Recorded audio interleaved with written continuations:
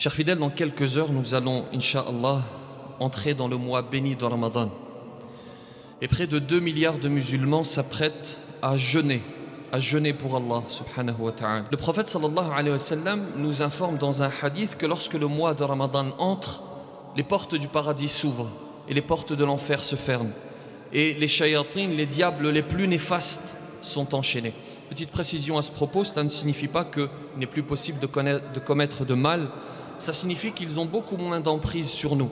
Et c'est donc l'occasion de se rapprocher d'Allah subhanahu wa ta'ala.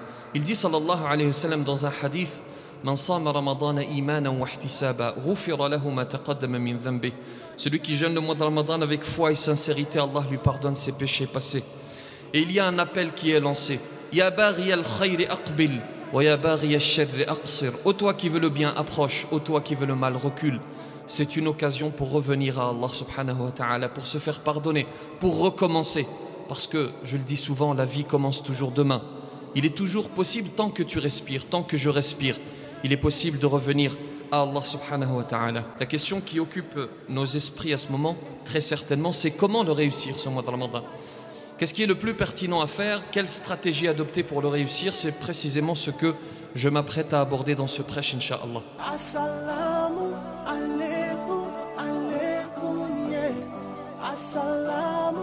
Allah subhanahu wa ta'ala dit dans le Coran: Ya ayyuhalladhina amanu kutiba alaykumus siyam kama kutiba ala alladhina min qablikum la'allakum tattaqun ayyaman ma'dudat فمن كان منكم مريضا أو على سفر فعدة من أيام أخر وعلى الذين يطيقونه فدية طعام مسكين فمن تطوع خيرا فهو خير له وأن تصوموا خير لكم إن كنتم تعلمون. La première des choses pour accueillir ce mois de Ramadan, c'est la planification. Planifier et s'apprêter à gérer son temps à bon escient. Vous savez, pendant le mois de Ramadan, on développe une relation particulière avec le temps. Allah nous éduque. L'une des choses les plus importantes que nous avons ici-bas, c'est le temps. L'imam al-Ghazali dit: un souffle de temps, c'est un joyau inestimable, parce que sur ce souffle de temps se bâtit le bonheur éternel.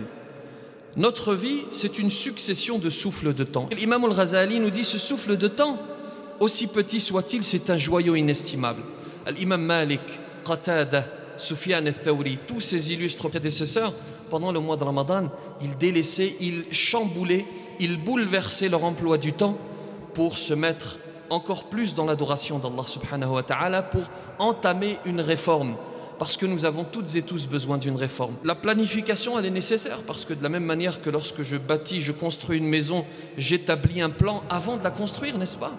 On n'établit pas son plan au cours de la construction. Alors il peut y avoir des petites modifications, mais le plan, la structure générale, elle est établie avant. De la même manière, lorsque je veux construire ma réforme pendant le mois de Ramadan, je planifie. Et je n'hésite pas à prendre une feuille et un stylo et à planifier. Et à être réaliste, pragmatique. Ne pas se donner des objectifs inatteignables. Se donner, dire: je ne prie pas avant le mois de Ramadan, je vais prier, Inch'Allah. Je vais commencer la prière. Je commettais tel péché avant le mois de Ramadan, je vais faire en sorte de le délaisser. Je vais réciter tant de versets du Coran, pourquoi pas le clôturer. Je vais faire tant de prières, etc. La planification. Le deuxième des conseils que je pourrais vous donner, donc le premier, c'est utiliser son temps à bon escient, planifier. Le deuxième, c'est faire en sorte, se dire que c'est peut-être le dernier. Ce mois de Ramadan, c'est peut-être le dernier. Parce que le prophète sallallahu alayhi wa sallam, à propos de la prière, nous donne un conseil, il nous dit: Sallu salata muwaddi'. Faites la prière de celui qui dit adieu, de celui qui va peut-être repartir pendant la prière. De la même manière, il faut se dire que pendant ce mois de Ramadan, c'est peut-être le dernier. Et lorsque soudainement vous prenez conscience du caractère éphémère, parce qu'on le sait tous, mais il y a une différence entre le savoir et soudainement en reprendre conscience.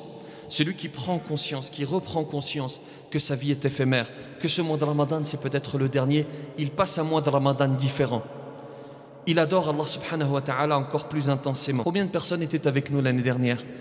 Dans cette mosquée même, ils ont jeûné le mois de Ramadan, ils ont prié avec nous, et aujourd'hui ils sont sous terre. Allah subhanahu wa ta'ala dit dans le Coran, il y a un verset qui interpelle, un verset dans lequel Allah subhanahu wa ta'ala dit ceci: Hatta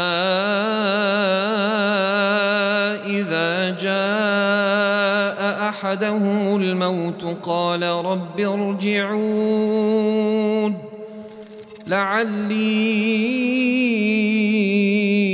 a'malu salihan fima taraktu كلا إنها كلمة هو قائلها ومن ورائهم برزخ إلى يوم يبعثون. Lorsque nous serons sous terre, lorsque nous serons partis, nous aurons une demande. Oh Allah, je voudrais revenir juste pour faire 2 raka'at, juste pour jeûner un jour, juste pour faire une adoration, mais c'est trop tard. C'est trop tard. Aujourd'hui, il est encore temps. Il est encore temps de se réformer. Il est encore temps de mettre Allah subhanahu wa ta'ala au centre de sa vie. Le plus important pour moi, c'est Allah. Est-ce que je vais le satisfaire avec l'action que je m'apprête à faire ou pas? C'est le conseil que je donne toujours. Lorsque vous vous apprêtez à faire une action, posez-vous la question: est-ce qu'elle me rapproche du paradis ou de l'enfer? Ça, c'était le deuxième conseil. Se dire qu'il s'agit peut-être du dernier mois de Ramadan que nous allons jeûner.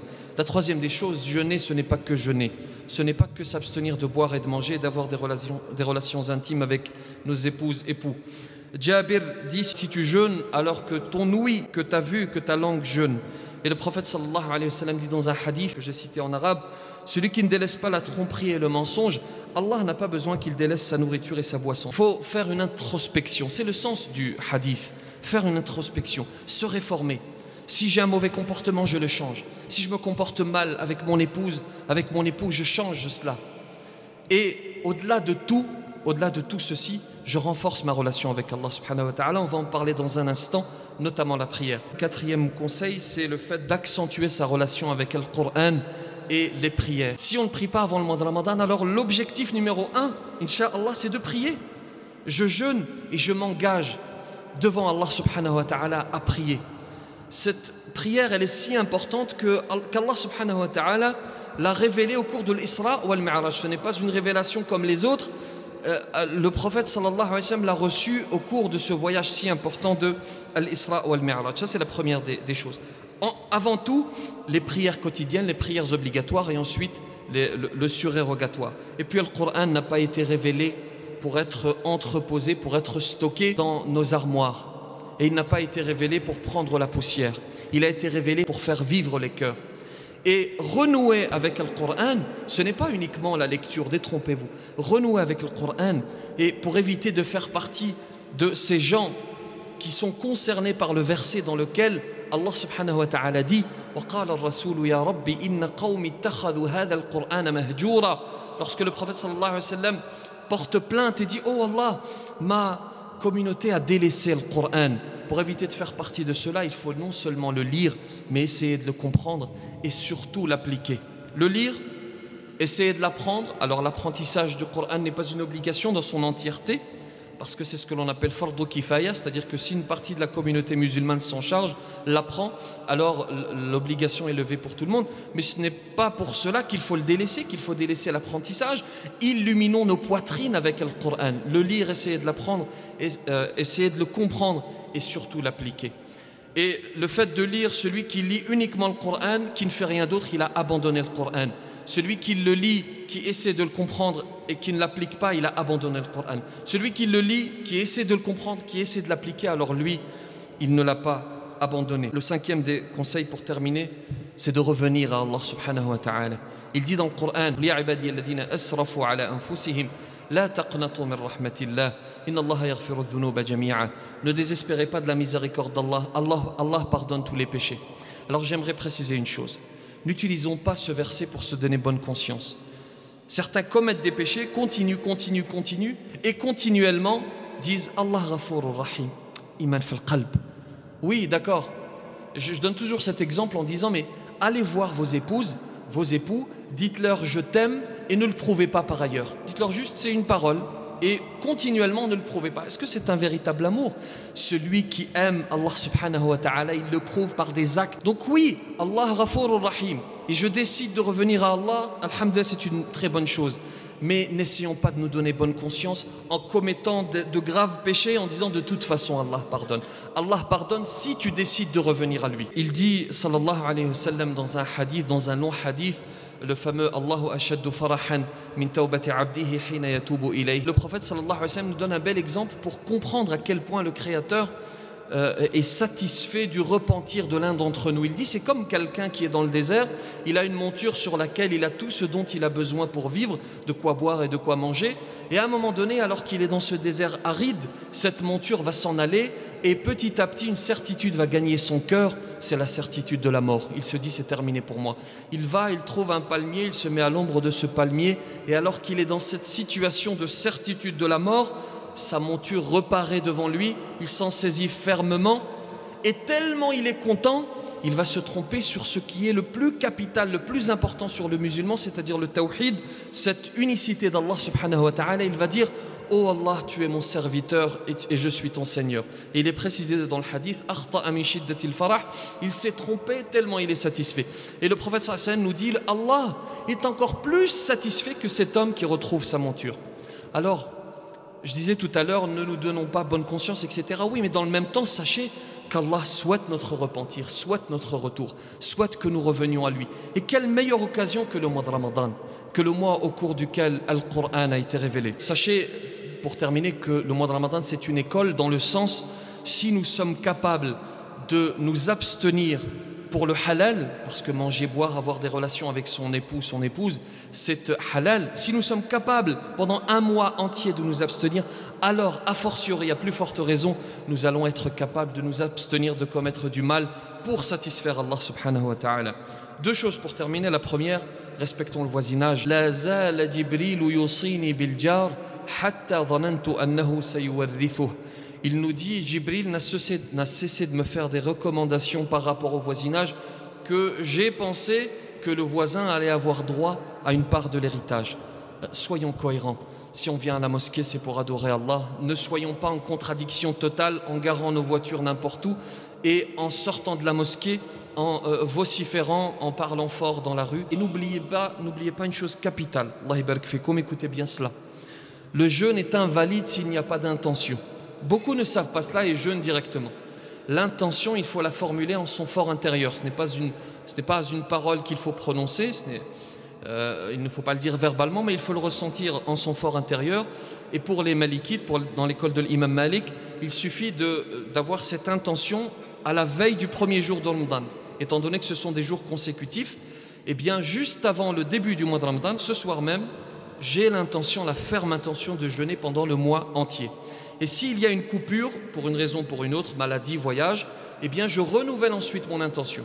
Si par exemple pendant 2 jours je n'ai pas jeûné, eh bien lorsque je reprends le jeûne, la veille, je reformule l'intention. C'est l'une des conditions pour que le jeûne soit valide.